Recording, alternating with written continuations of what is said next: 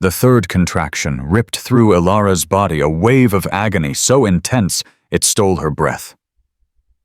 Alone in the sterile white room of St. Jude's private hospital, she clutched her swollen belly home to the 3 tiny heartbeats she was fighting to bring into the world.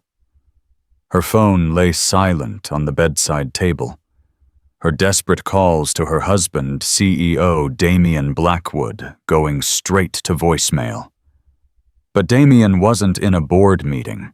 He was across town sliding a diamond ring onto another woman's finger. A story of excruciating pain, unthinkable betrayal, and the moment everything shattered. What happens when a man's ultimate betrayal collides with a father's unbreakable love, all under the unblinking eye of the law? Stay with me to find out. The fluorescent lights of the maternity ward at St. Jude's hummed a monotonous, indifferent tune. For Ilara Vance Blackwood, it was the soundtrack to the end of the world. Each hum was punctuated by the rhythmic beep of the fetal heart monitors, a frantic trio of galloping drums that echoed the chaos in her own chest. Triplets, a 1 in 10,000 chance, the doctors had said, with wide congratulatory smiles. A blessing. For Damien and her, it was meant to be the final perfect piece of their carefully constructed life. "Just breathe through it, honey," a kind-faced nurse named Grace murmured, wiping a cool cloth across Ilara's sweat-drenched forehead. "Your pressure is a little high. We need you to stay calm. Have you reached your husband?" Ilara squeezed her eyes shut, another contraction building like a tidal wave. The question was a physical blow. "He's in a very important meeting," she managed to gasp the lie, tasting like ash in her mouth. "The merger for Blackwood Industries. It's the biggest deal of his career." She had told herself that same lie all afternoon. She'd repeated it when her water broke in the nursery she'd spent months perfecting with its 3 identical oak cribs. She'd whispered it to the paramedic in the ambulance. She'd typed it in a text to her father, Judge Arthur Vance, telling him not to worry that Damien was on his way, and there was no need for him to cut his judicial conference in Chicago short. But the lie was wearing thin, its edges frayed by the sheer deafening silence from the man who had vowed to forsake all others. She remembered their wedding day at the old courthouse, a simple affair because Damien was still a hungry entrepreneur pouring every cent into his fledgling tech company.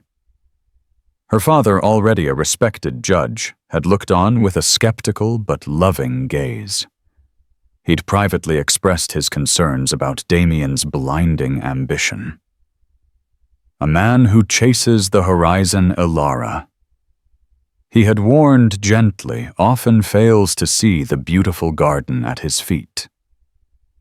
Ilara had dismissed it as fatherly overprotection. She saw Damien's drive as a virtue.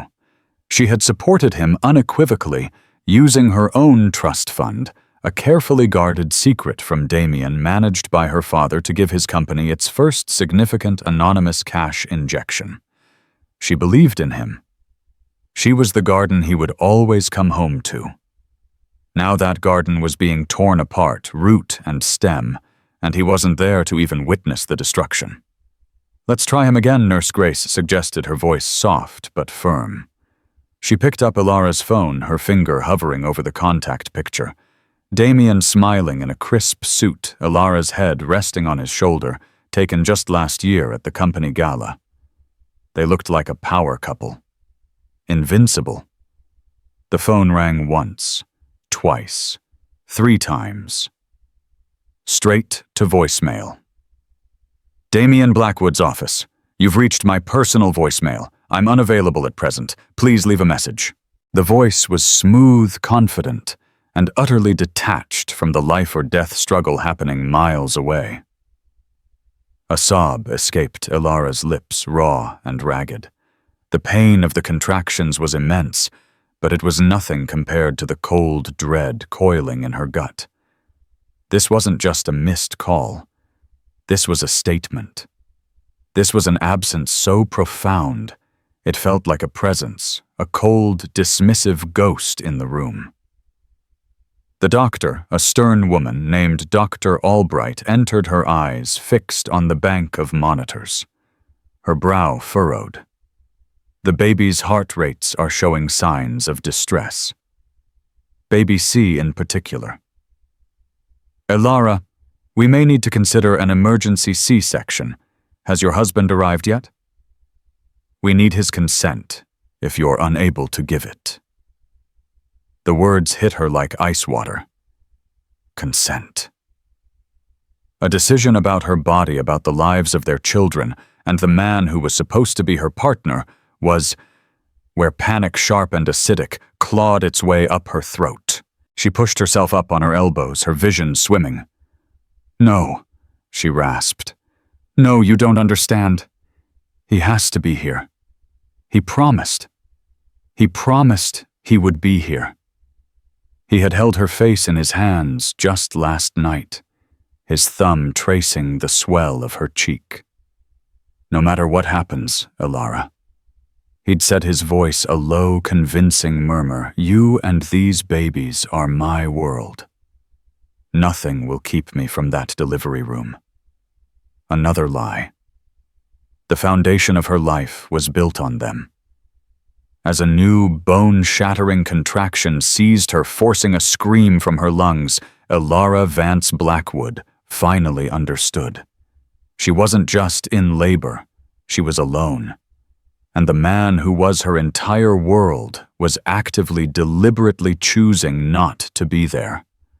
The silence on his end wasn't an accident. It was an answer. While St. Jude's was a symphony of beeping machines and pained cries, the Gilded Lily restaurant was an oasis of hushed elegance.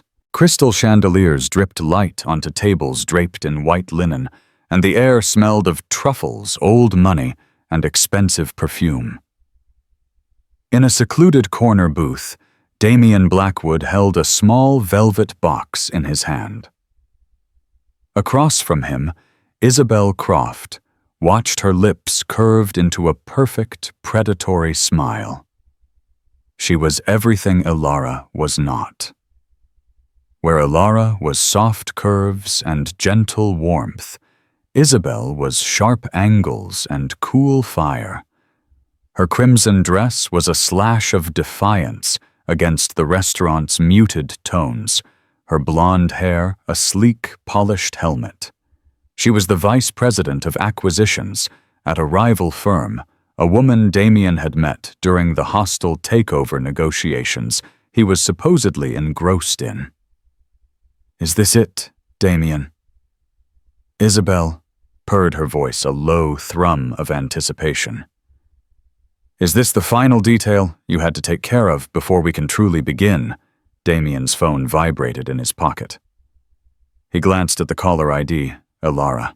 He pressed the silence button, his jaw tightening for a fraction of a second before relaxing back into a practiced, charming smile. It was the 10th call in 2 hours. The buzzing was an annoying gnat, a reminder of a life he was surgically excising.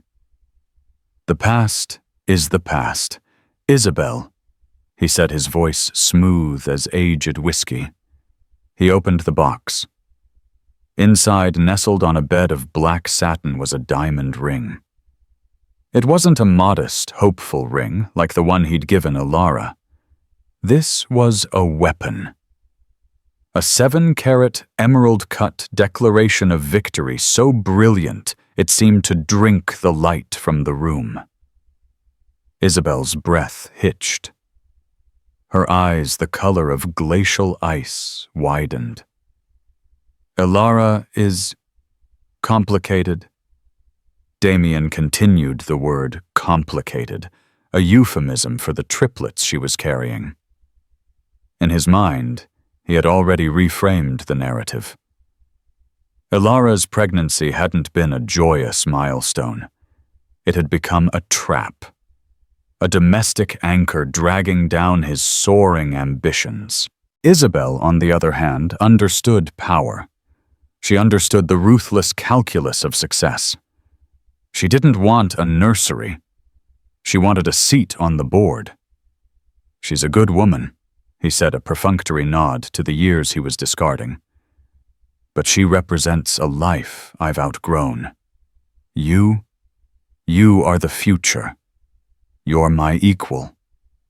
His phone vibrated again. A text message this time. "Damien, please. The doctors are worried. I need you." He swiped it away without a second thought. He was closing a deal. This was just a different kind of merger. And the children Isabel asked, her gaze fixed on the diamond. It was the only question that mattered, the final loose end. "They will be provided for, of course," Damien said dismissively. "I'm not a monster. I'll set up a trust. They will carry my name. But my life, my real life, will be with you." That was all she needed to hear. The children were a financial obligation, not an emotional one. A problem to be solved by his accounts department. Damien took her left hand. Her fingers were long and slender, her nails painted the same blood red as her dress. As he began to slide the ring onto her finger, he delivered the words he'd rehearsed. "Isabel Croft, you are the most brilliant, passionate, and formidable woman I have ever met. I want to build an empire with you. Will you marry me?" At that exact moment, miles away, Dr. Albright was shouting orders. "We're losing her! Get her to the OR, now! Code Blue, maternity!" Ilara's eyes were rolling back in her head, the monitors blaring a frantic, screaming alarm as the heartbeats of her unborn children faltered. But in the velvet cocoon of the gilded lily, there was only the sound of Isabel's triumphant, breathless yes. The magnificent diamond slid perfectly into place, sealing the promise. Damien leaned across the table and kissed her a hard, possessive kiss that tasted of champagne and betrayal. The faint vibration of his phone in his pocket, a final desperate text from Nurse Grace, went completely unnoticed. He had made his choice. He had put a ring on his future, and in doing so, had signed a death warrant on his past. He felt no guilt, only the exhilarating, intoxicating thrill of a deal well closed. He raised his glass. To us, he toasted, his eyes locking with Isabel's. To Blackwood Croft. Isabel clinked her glass against his. To the Empire, she corrected with a smile that didn't reach her eyes. Neither of them saw the storm that was gathering just outside their gilded cage. A storm with a name, a title, and a fury that would make Damien Blackwood's corporate battles look like child's play. The sterile scent of antiseptic was the first thing that hit him. It was a smell Judge Arthur Vance associated with depositions and evidence rooms, not the birth of his grandchildren. He walked through the automatic doors of St. Jude's, his leather briefcase in hand, his tailored suit immaculate despite the frantic cross-country dash. The judicial conference in Chicago had ended, but a gnawing unease, a father's intuition sharp as a shard of glass, had compelled him to take the first flight back to New York, ignoring his daughter's placating texts. He approached the maternity ward's front desk, his presence commanding an immediate deferential silence from the chattering staff. At 65, Judge Vance possessed an aura of quiet, formidable authority honed by 30 years on the bench. His silver hair was neatly combed, his gaze steady and piercing. He did not raise his voice. He never needed to. "I'm here for Ilara Vance Blackwood," he stated, his tone even, but leaving no room for delay. The receptionist, a young woman named Chloe, paled as she looked up his daughter's information. Her fingers fumbled on the keyboard. "Sir, Mrs. Blackwood is... she's in surgery. An emergency C-section." Arthur's blood ran cold. The intuition had been a warning siren. And her husband, Damien Blackwood Chloe, looked down, unable to meet his gaze. We haven't been able to reach him, sir. We've been trying for hours." The judge's face remained impassive, a mask of judicial neutrality, but inside a cold, controlled rage began to smolder. He had seen Damien's ambition firsthand. He had always feared it would one day eclipse his humanity. "Which operating room?" he asked. He didn't wait for an answer, striding down the hallway, with a purpose that parted the hospital staff like the Red Sea. He found the surgical waiting area, a small, grim room where a frantic Nurse Grace was trying to make another call. She looked up, her face etched with exhaustion and fear. "Are you family?" she asked, her voice trembling slightly. "I'm her father," Arthur said, his voice a low rumble. "Tell me everything. Now." Over the next 5 minutes, Nurse Grace recounted the entire nightmare, the hours of unanswered calls, Ilara's distress, the sudden crash, the baby's faltering heartbeats, the code blue, and the desperate rush to the operating room. She kept calling for him. Grace finished, her eyes welling with tears. Right before they put her under, she whispered his name. Judge Vance stood perfectly still, his briefcase held tight in his hand. The smoldering rage was now a silent, white-hot inferno. His daughter, his only child, the brilliant, kind girl who had given up a promising career in art curation to support that man's dream, was lying on a surgical table fighting for her life and the lives of her children, utterly alone. He turned to the nurse. "Give me her phone." Grace hesitated for a moment, then handed it over. Arthur scrolled through the call log. Damien. Damien. Damien. Damien. Dozens of calls, all unanswered. Then he saw the text messages. "Baby C's heart rate is dropping. They're talking C-section. Please call me. Damien, I'm scared. I need you. Damien, please. The doctors are worried. I need you." And the final one sent by Nurse Grace herself. "Your wife is being taken for an emergency C-section. Her life is in danger. Call St. Jude's immediately." That message had been sent 47 minutes ago. Arthur's knuckles were white as he gripped the small device. In his courtroom, he had presided over cases of fraud, theft, and violence. But this was a crime of the soul. A betrayal so absolute it defied legal definition. He looked at Nurse Grace, his eyes like chips of granite. "I need the name of his company and his location. If you don't know it, I will find it." His voice was deathly quiet. "But before I do that, I need to see my daughter and my grandchildren the second they are out of that room." Just then the doors to the OR swung open. Dr. Albright emerged, her scrubs dotted with blood, her face grim. She pulled down her mask, exhaustion carved into every line on her face. "Judge Vance," she said, recognizing him from a charity event. "I'm Dr. Albright." Arthur met her gaze, his own unwavering. "My daughter. We had to perform a hysterectomy to stop the bleeding," the doctor said, her voice heavy with regret. "She lost a lot of blood. It was touch and go for a while, but she's stable for now. She's being moved to the ICU. A hysterectomy." Damien hadn't just taken her love and her dignity. His absence had cost her the ability to ever have more children. The finality of it was staggering. And the babies, Arthur asked, his voice thick with an emotion he rarely allowed himself to show. Dr. Albright's expression softened for the first time. 3 miracles. 2 boys and a girl. They're small, but they're fighters. They're in the NICU. Relief washed over Arthur, so potent it almost buckled his knees. He had 3 grandchildren. Ilara was alive. The storm had passed, but the wreckage remained. And someone had to be held accountable for the damage. He handed the phone back to the nurse. He didn't need it anymore. He had all the evidence he required. "Thank you, doctor," he said, his composure returning cold and absolute. "I will see my daughter, and then I will see my grandchildren." After that he paused, his gaze turning towards the window, looking out over the city lights, where a man was celebrating his own treachery, I will be attending to a personal matter."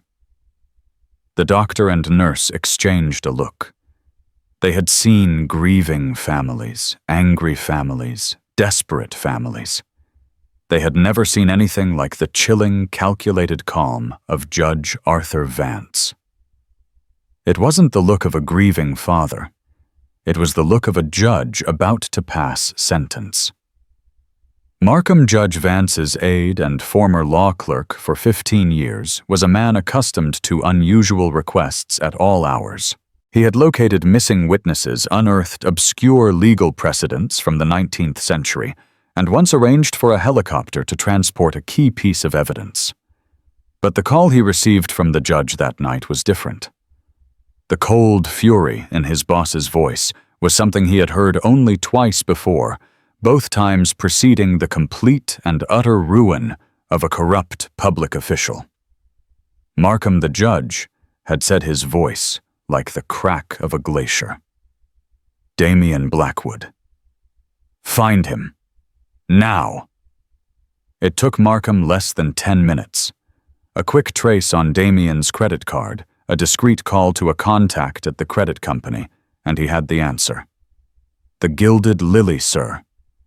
A charge for $200 in champagne opened 20 minutes ago. Judge Vance stood in the sterile hallway outside the NICU, looking through the glass at 3 impossibly small incubators. Liam, Ava, and Noah, his grandchildren. He had just come from the ICU, from the bedside of his pale, unconscious daughter, a web of tubes and wires, her only companions. The contrast between her fight for life and Damian's champagne celebration was a chasm of depravity so deep, Arthur felt a tremor of pure, unadulterated hatred. He turned from the window. "I'm on my way," he told Markham. "Meet me there. Do not engage. Just wait for me outside." The drive to the Gilded Lily was a blur of red lights and cityscapes. Arthur sat in the back of his town car, not seeing any of it. He was looking at the evidence in his mind, arranging the facts, preparing his case. The crime in human neglect, emotional abandonment, profound betrayal. The sentence, utter destruction. He arrived to see Markham waiting under the restaurant's discreetly lit awning. Markham, a stout man with a perpetually worried expression, simply nodded and opened the door. Judge Vance walked into the Gilded Lily. The maitre d' moved to intercept him, his expression a mixture of professional politeness and practiced snobbery. "Good evening, sir. Do you have a reservation, Arthur?" Vance simply looked at him. He didn't flash a badge or raise his voice. He just met the man's eyes, and in his gaze was the full weight of the law of paternal rage and of a power the maitre d' could only dimly comprehend. The man instinctively took a step back. Damian Blackwood, the judge, stated. It wasn't a question. The maitre d' swallowed. "The corner booth, sir." Arthur walked through the hushed dining room. Diners paused forks halfway to their mouths, sensing the sudden shift in the atmosphere, the arrival of a cold front. And then he saw them. Damian and Isabel leaning close, laughing. Isabel was admiring the diamond on her finger, holding it up to the candlelight. Damian was pouring more champagne, his face flushed with triumph and arrogance. He looked like a king surveying his new kingdom. Judge Vance arrived at their table. He didn't speak. He just stood there, a silent, imposing specter of judgment. Damian looked up, his smile faltering, as he registered who was standing before him. Confusion, then irritation, flickered across his face. "Arthur," he said, forcing a congenial tone. "What on earth are you doing here? I thought you were in Chicago." "My plans changed," Arthur said, his voice so quiet it was more menacing than any shout. His eyes were not on Damian. They were fixed on the 7-carat diamond on Isabel's hand. He then looked at Isabel, his gaze sweeping over her with a dismissive chill that made her smile vanish. "This is a private dinner," Damien said, his annoyance growing. He started to rise. "Whatever this is, it can wait." "Sit down, Damien," Arthur commanded. The words were soft, but they hit Damien like a physical force, and he sank back into his seat. Isabel, recovering her composure, put on an air of offense. "Excuse me, but who are you? You are interrupting our celebration." Arthur finally turned his full attention to her. "I am Judge Arthur Vance," he said, letting the title hang in the air. "And you are celebrating on the ashes of my daughter's life." Damien's face went white. "What are you talking about? Is Alara okay?" The question was an afterthought, a piece of social programming. "Okay?" Judge Vance repeated the word, as if it were a foreign object. "Let me be precise. At 8:17 p.m., while you were toasting your future, Alara was undergoing an emergency cesarean section due to complications from severe preeclampsia, likely exacerbated by acute emotional distress. At 8:34 p.m., my 3 grandchildren were born 2 months premature. They are currently in the neonatal intensive care unit, fighting for every breath." He paused, letting the words sink in his eyes, boring into Damien's. The entire restaurant was now silent, watching the drama unfold. At 8:52 p.m., the judge continued, his voice dropping even lower. Becoming a blade of ice, the doctors performed a hysterectomy to stop her from bleeding to death on the operating table. She is unconscious in the ICU. She will never have another child. Your sons and your daughter may grow up without a mother. And you were ordering champagne. The color drained completely from Damien's face. He looked at Isabel, who was staring at the judge, her expression a mixture of shock and cold calculation. This was not the clean break she had been promised. This was a mess. I didn't know," Damien stammered, his arrogance crumbling into pathetic self-preservation. "My phone was on silent. It was a big meeting." "Do not lie to me," Arthur hissed, the first flicker of his iron control breaking. "I have seen the dozens of calls. I have seen the text messages begging you to come. You didn't miss them. You ignored them." He took a step closer, leaning down, his voice now a whisper, meant only for Damien and Isabel. "You made a choice. You chose this, bauble," he said, gesturing contemptuously at the ring over your wife and your children. He straightened up. His judicial calm returned, but it was colder now, terrifying in its finality.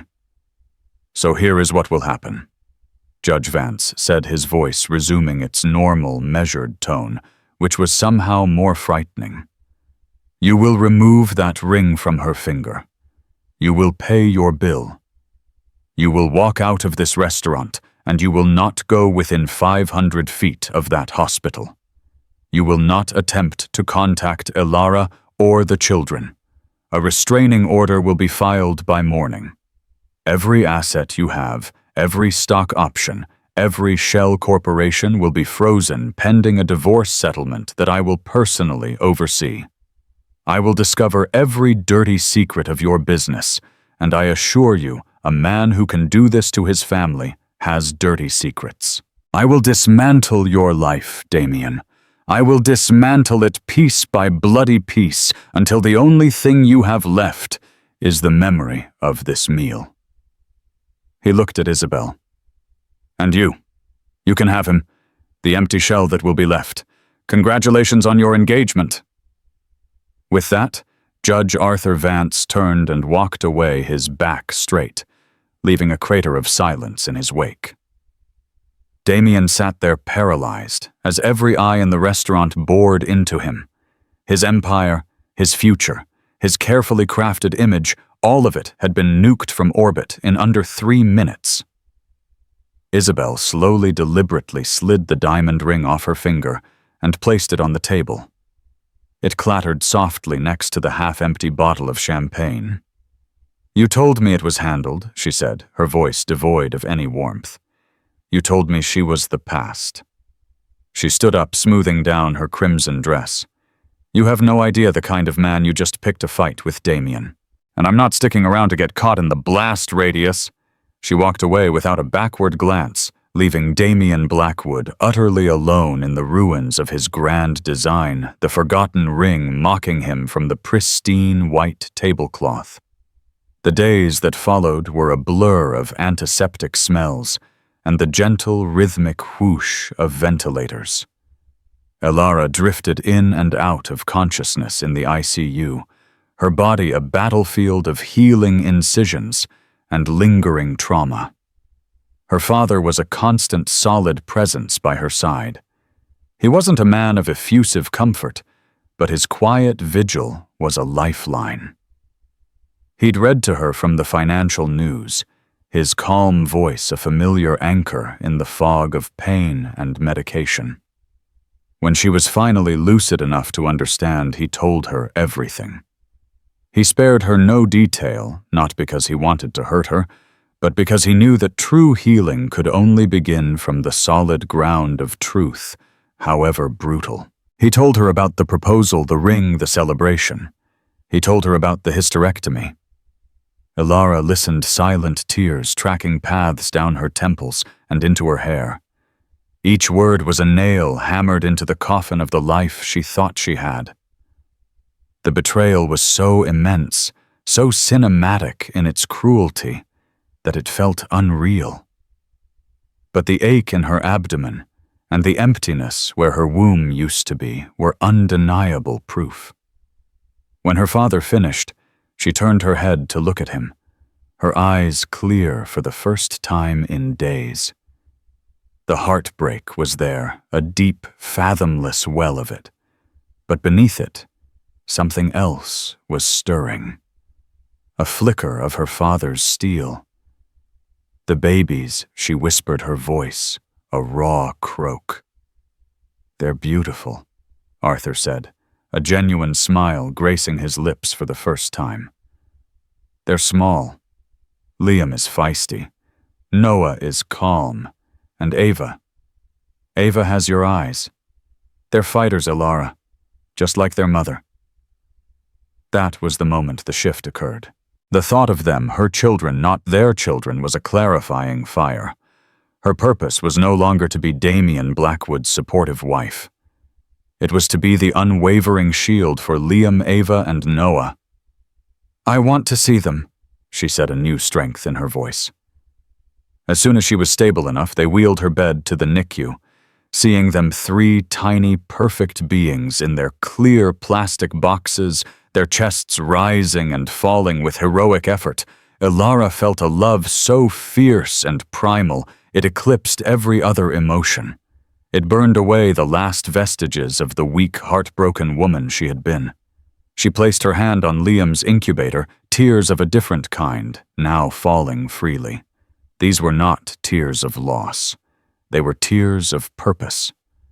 Meanwhile, Damien Blackwood was discovering the true meaning of the phrase shock and awe. Judge Vance was not a man of idle threats.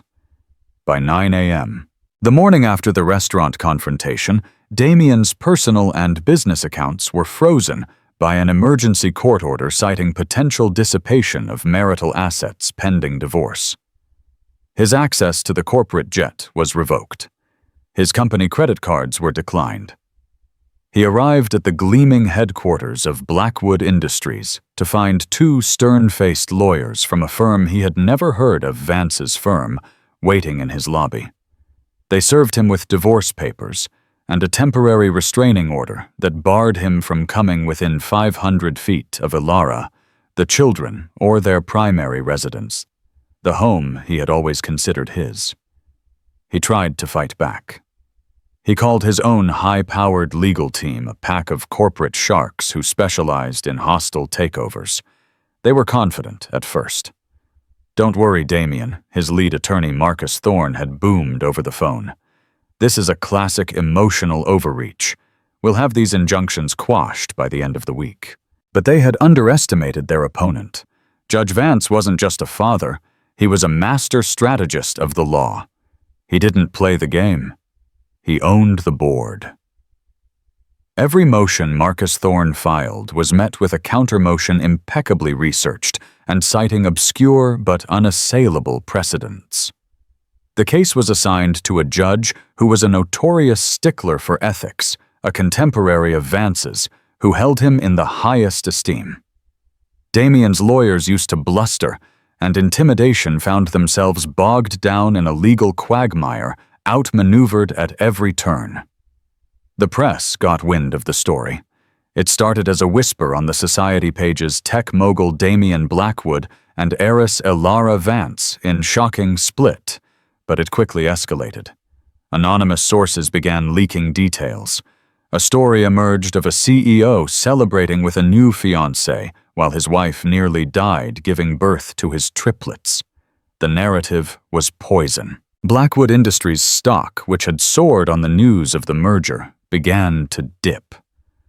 The board of directors, already skittish about the high price of the acquisition, started getting nervous.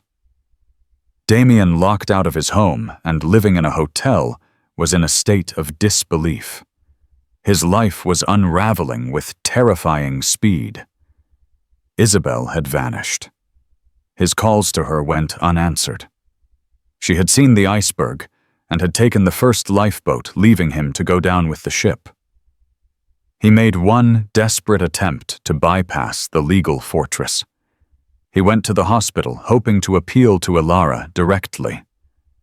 He thought if she could just see him, if he could explain, he could charm his way back into her good graces. He didn't even make it past the front desk. A private security guard, a mountain of a man hired by the judge, stepped in his way.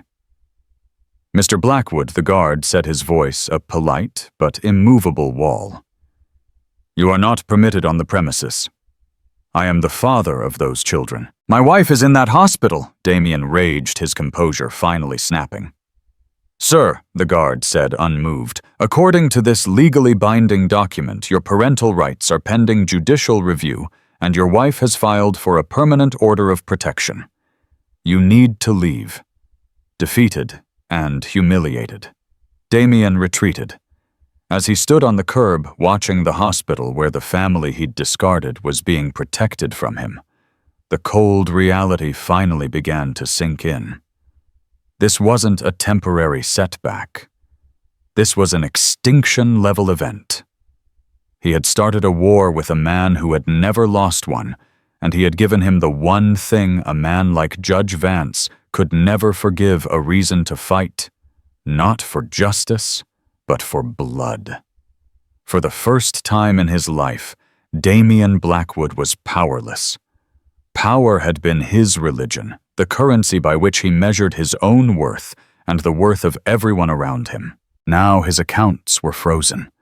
His reputation was in tatters, and his path was blocked at every turn by the invisible, impenetrable fortress erected by Judge Arthur Vance. The judge did not fight like a corporate raider. He fought like a master pathologist, meticulously dissecting Damien's life and business for any sign of disease. And he found it.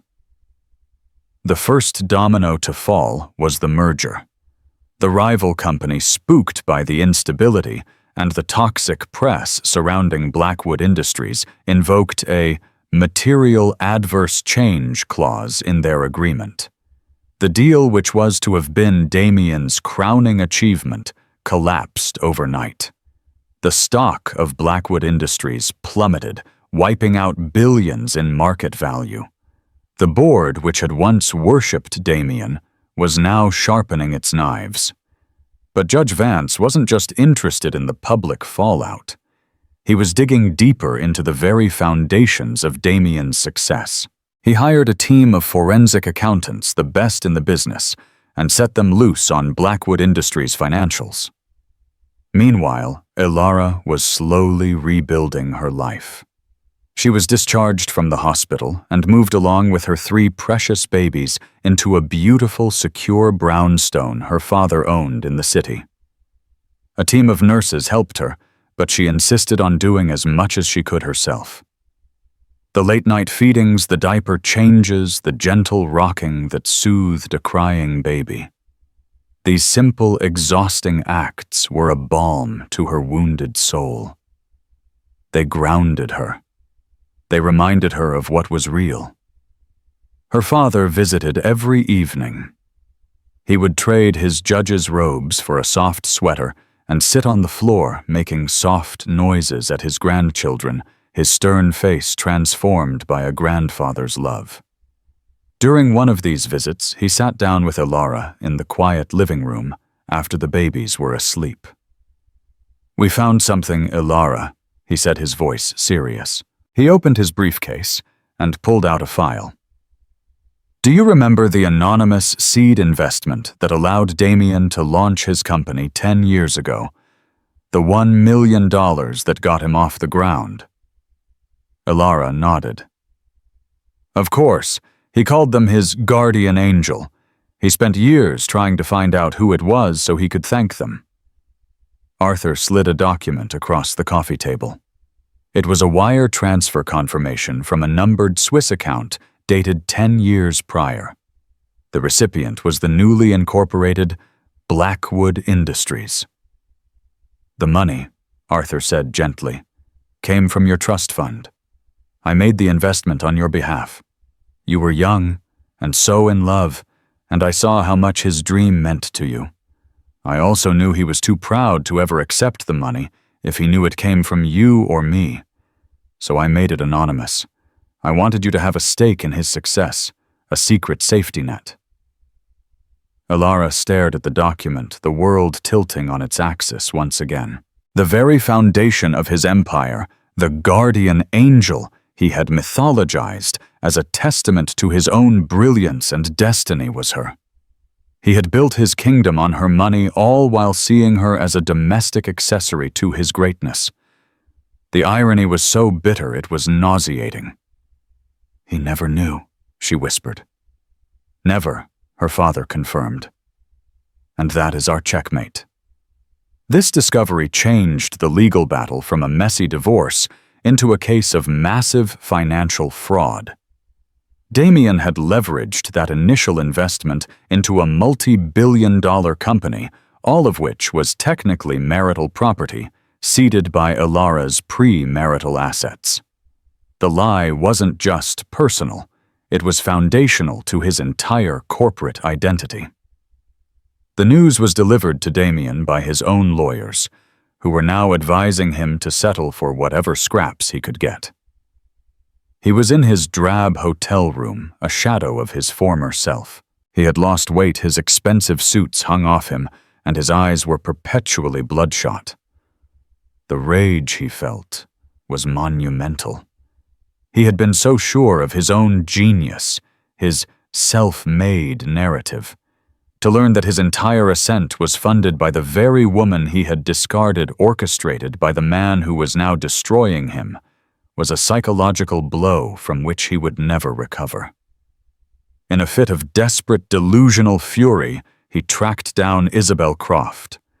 He cornered her as she was leaving her office, grabbing her arm.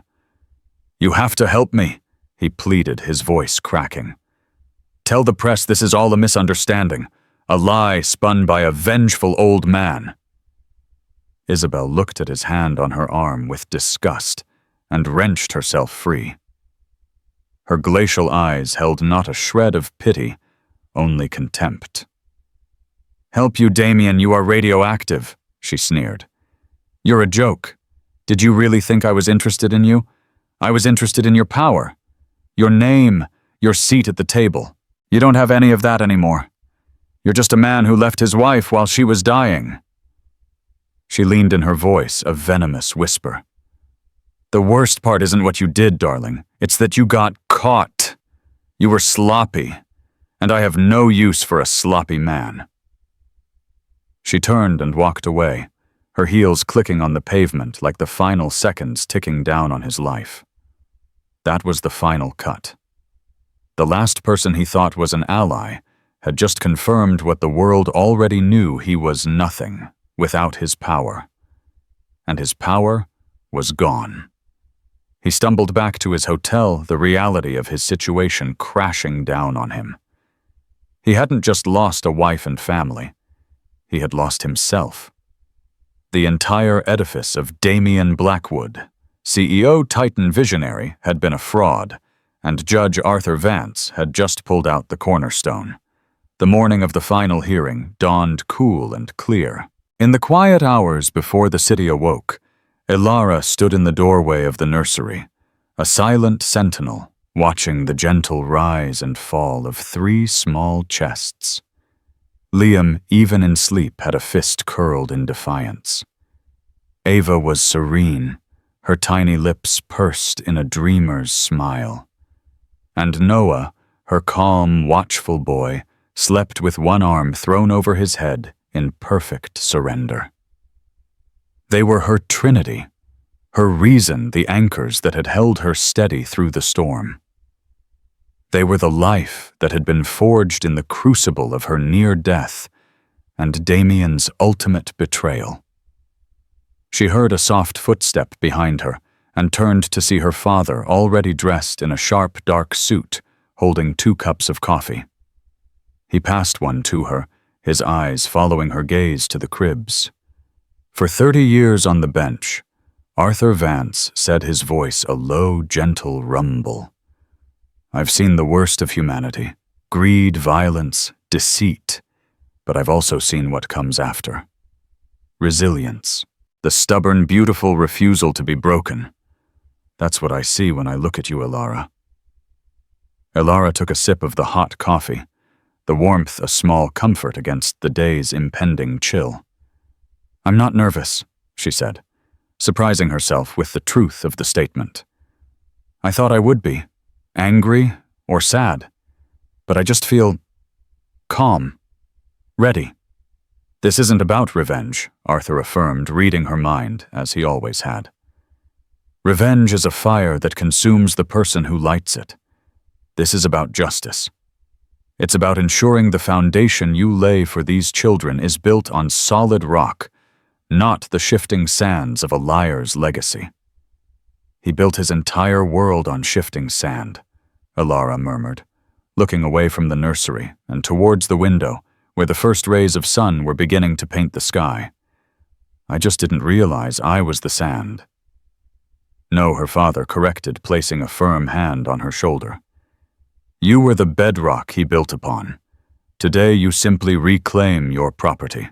His words settled in her heart, not as a war cry, but as a simple statement of fact. She was not a victim seeking retribution. She was a founder, a creator, returning to claim what was rightfully hers. She finished her coffee, placed the empty cup down, and went to get ready. She chose a simple, elegant, navy blue dress the color of steel and deep water, a quiet armor for the final battle. She wouldn't even have to fight. The hearing room was a sterile, impersonal chamber designed to strip emotion from the proceedings of law. But the air was thick with it. Tension radiated from the small table where Damian sat beside his lawyer, Marcus Thorne. Damian looked like a man who had been hollowed out from the inside. His once impeccable suit was rumpled.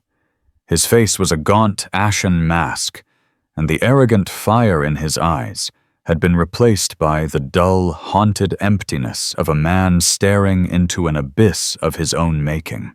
Thorne looked less like a legal shark and more like a man resigned to witnessing his client's public execution. Elara entered, flanked by her father's legal team, led by a formidable senior partner named Diana Albright, a woman whose name Elara had chosen for its resonance of strength and deliverance. Elara did not look at Damian. She kept her eyes forward, her posture perfect, her steps measured and confident. She was a queen entering her court, and her quiet dignity was more deafening than any accusation. The proceedings began, presided over by Judge Eleanor Schmidt, a woman renowned for her sharp intellect and her utter intolerance for theatrics. Diana Albright began her presentation, her voice a calm, precise instrument of destruction. Your Honor, we are here today not merely to dissolve a marriage, but to rectify a fraud that is as profound emotionally as it is financially. The evidence was presented on a large screen for the room to see. First, Ilara's phone records. A cascade of outgoing calls to Damian Blackwood, dozens of them time-stamped to the minute. They appeared next to the GPS data from Damian's phone, placing him squarely at the Gilded Lily. Then came the restaurant receipts blown up for all to see. Dom Perignon, $200, 7:45 p.m. Chef's tasting menu for two, $550, 8 Zauditors p.m. The charge from the jeweler for the 7-carat ring was displayed next to a screenshot of Nurse Grace's final desperate text. Your wife is being taken for an emergency C-section. Her life is in danger. Damian flinched, as if he'd been physically struck. He risked a glance at Ilara, but she wasn't looking at him. Her gaze was fixed on the screen, her expression unreadable, a mask of cold resolve. Then came the final brutal blow. Diana Albright presented the forensic accountant's report. It was a masterpiece of financial archaeology. On the screen, a complex but clear flowchart appeared, tracing a $1 million wire transfer from a Swiss account 10 years ago. An arrow showed it leaving the account managed by Arthur Vance on behalf of Ilara's private trust. Another arrow showed it arriving anonymously in the nascent bank account of Blackwood Industries. Mr. Blackwood has spent a decade building a myth of himself as a self-made man, Albright stated, her voice resonating with cold authority. He spoke often of a guardian angel investor. The truth, Your Honor, is that his entire empire was built on a foundation of his wife's premarital assets. An empire he sought to steal from her, along with her dignity, as he prepared to begin a new life with another woman. Damian stared at the flowchart, his mind reeling. The story he had told himself, the narrative that fueled his ambition, was a lie. He wasn't a genius chosen by fate. He was just a man who had unknowingly cashed his wife's check. The weight of every condescending remark he'd ever made to her, every dismissal of her life as less important than his work, crashed down upon him. He was a fraud. It was not just a legal finding, it was an existential damnation. When it was time for Ilara to speak, she stood with a grace that seemed to fill the room. She turned, and for the first time she looked directly at Damian, forcing his haunted eyes to meet hers. You once told me I was your garden, Damian, she began, her voice unwavering. The place you would always come home to. Do you remember that? On our honeymoon, you said my love was the soil from which you could grow anything. I held on to those words. I tended that garden for you. I watered it with my support. I nourished it with my belief in you, and I sacrificed the sunlight of my own dreams to make sure yours would flourish. But I see now I wasn't your garden. I was just the land, a resource to be endlessly tilled and taken from until you were ready to sell it for a newer, more glamorous plot. Tears of pure, pathetic self-pity began to stream down Damian's face.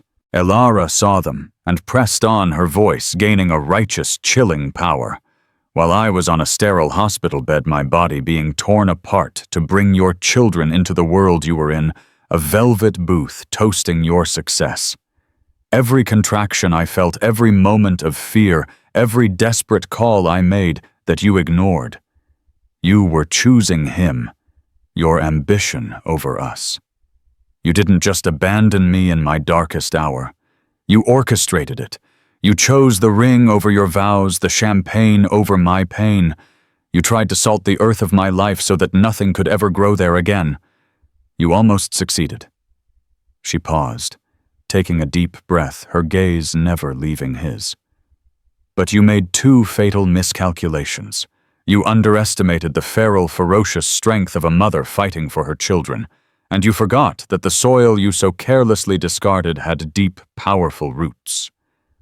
She finally turned to Judge Schmidt. "I am not asking for revenge, Your Honor. That is a currency he would understand, and I no longer speak his language. I am asking for a future. A clean, safe, and secure future for my 3 children. A future built on the truth of what he took and what we are owed.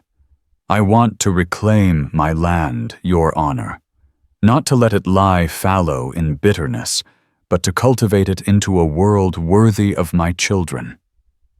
She sat down. The silence in the room was profound, broken only by Damien's quiet, gulping sobs. Judge Schmidt looked down from her bench, her expression one of utter contempt. "Mr. Blackwood," she began, her voice cutting through the air like a shard of ice. "In 15 years on the bench I have seen greed and infidelity, but rarely have I seen them so pathologically intertwined with such a staggering degree of cruelty and cowardice. What has been presented here today is not just a breach of contract, but a case of moral bankruptcy so profound it is a stain on this court." Her judgment was a swift, brutal demolition. Elara was granted sole legal and physical custody of Liam, Ava, and Noah. A permanent restraining order was put in place. The financial settlement was, as the papers would later call it, biblical. Citing the incontrovertible evidence of the seed funding, Judge Schmidt awarded Elara a 75% controlling interest in Blackwood Industries, effectively ousting Damien from the company he had built on her back. The marital home, all liquid assets, and significant punitive damages were hers. Damien Blackwood was left with just enough to live on, but he was stripped of everything that had defined him: his power, his company, his family, and his legacy. As the hearing adjourned, he made one last desperate move. "Elara," he croaked, stumbling towards her. "Please." Arthur Vance stepped between them, a silent, immovable wall. He didn't say a word. He simply gave Damien a final look not of anger, but of utter irrelevance. It was the look one gives a piece of trash on the sidewalk before stepping over it. Elara walked past, her head held high without a single backward glance. That was the truest ending. Not a final, angry confrontation, but a quiet, complete erasure. 2 years later, the garden of the city brownstone was a riot of life and color. Liam, now a sturdy toddler with a mischievous grin, was chasing butterflies with a small net, his joyful shouts filling the air. Ava sat on a large blanket, her brow furrowed in intense concentration, as she arranged fallen petals into a mosaic on a piece of slate. Noah, ever the observer, sat propped against a cushion, watching his siblings with wide, intelligent eyes. Elara sat on a bench, a laptop open beside her, but her attention was on her children. She was now the celebrated chairperson of the newly christened Vance Industries. She had spent the last 2 years transforming the company, divesting from its aggressive, soulless acquisition strategies, and pouring its resources into ethical innovations in sustainable technology and AI-driven healthcare. The company was more profitable and more respected than ever. The garden gate opened, and Arthur walked in, his face relaxed into the easy smile of a doting grandfather. He swept Liam into a bear hug before settling onto the bench beside Elara. The board approved the pediatric AI diagnostics project. She told him, a note of quiet pride in her voice. They said it's the most meaningful work the company has ever done. It's because the company finally has a soul. Arthur said, watching, as Ava showed Noah a particularly vibrant red petal. "You gave it one." He looked at his daughter, at the confident, serene woman she had become. "I was so afraid for you that night, but I should have known better. The strongest trees are the ones that have weathered the most violent storms." Elara looked at the world she had built, her thriving children, her purposeful work. This peaceful, beautiful garden. She had learned the hardest lesson of all, that a garden isn't just a place of peaceful refuge. It's a place of fierce, deliberate cultivation. It requires pulling weeds, turning over soil, and protecting new growth with everything you have. She was not a flower in someone else's garden. She was the gardener. This was her land. These were her roots, and her future was a harvest of her own making. Elara's story is a harrowing testament to the depths of betrayal, but it is also a powerful anthem of resilience.